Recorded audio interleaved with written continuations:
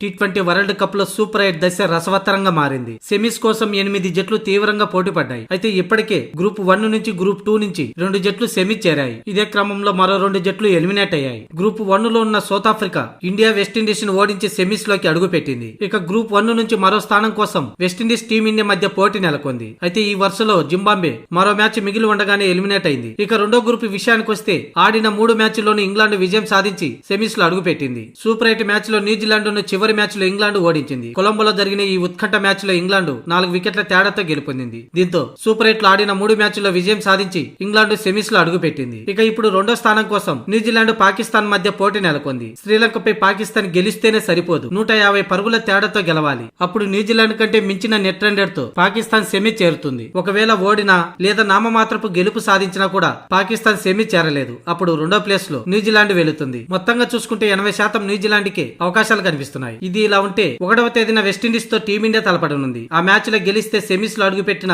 Group 1 నుంచి రెండో జట్టు అవుతుంది. ఒకవేళ ఓడిపోతే సెమీస్ ఆశలు ఆవిరైనట్టే. కానీ గెలిచి సెమీస్ లో అడుగు పెడితే మాత్రం టీమిండియా ఏ జట్టుతో తలపడుతుందన్న విషయాన్ని తెలుసుకుందాం. ఇప్పటికే అధిక నెట్ రన్ రేట్ తో గ్రూప్ 1 నుంచి సౌత్ ఆఫ్రికా సెమీ చేరిన విషయం తెలిసిందే. ఇక రెండో ప్లేస్ కోసం టీమిండియా వర్సెస్ వెస్టిండీస్ మధ్య జరిగిన మ్యాచ్ లో గెలిచిన జట్టు సెమీస్ లోకి అడుగు పెడుతుంది. ఒకవేళ భారత్ సెమీస్ లోకి అడుగు పెడితే సెమీస్ లెక్కల ప్రకారం గ్రూప్ 1 లో ఉన్న మొదటి జట్టు గ్రూప్ 2 లో ఉన్న రెండో జట్టుతో తలపడనుంది. ఇక గ్రూప్ 2 లో ఉన్న మొదటి జట్టుతో గ్రూప్ 1 లో ఉన్న రెండో జట్టు తలపడనుంది. అంటే గ్రూప్ 1 లో టీమిండియా వెస్టిండీస్ పై గెలిచి రెండో స్థానానికి చేరుకుంటే ఇంగ్లాండ్ తో తలపడే అవకాశం ఉంది. అది వాంఖేడే స్టేడియంలో 5వ తేదీన ఈ మ్యాచ్ జరగనుంది. ఒకవేళ టీమిండియా వెస్టిండీస్ పై 120 పరుగుల తేడాతో అలాగే జింబాబ్వే పై సౌత్ ఆఫ్రికా భారీ తేడాతో ఓడిపోతే టీమిండియా గ్రూప్ 1 లో మొదటి ప్లేస్ కి వెళ్ళిపోతుంది. అప్పుడు రెండో ప్లేస్ లో సౌత్ ఆఫ్రికా నిలుస్తుంది. ఈ లెక్క ప్రకారం చూస్తే టీమిండియా గ్రూప్ 2 లో ఉన్న రెండో స్థానంతో పోటీ పడుతుంది. అప్పుడు పాకిస్తాన్ లేదా న్యూజిలాండ్ తో తలపడే అవకాశం ఉంది. ఒకవేళ పాకిస్తాన్ తో తలపడాల్సి వస్తే కొలంబోలో టీమిండియా తలపడే అవకాశం ఉంది. ఒకవేళ పాకిస్తాన్ రాకుంటే న్యూజిలాండ్ వస్తే మాత్రం కోల్కతా వేదికగా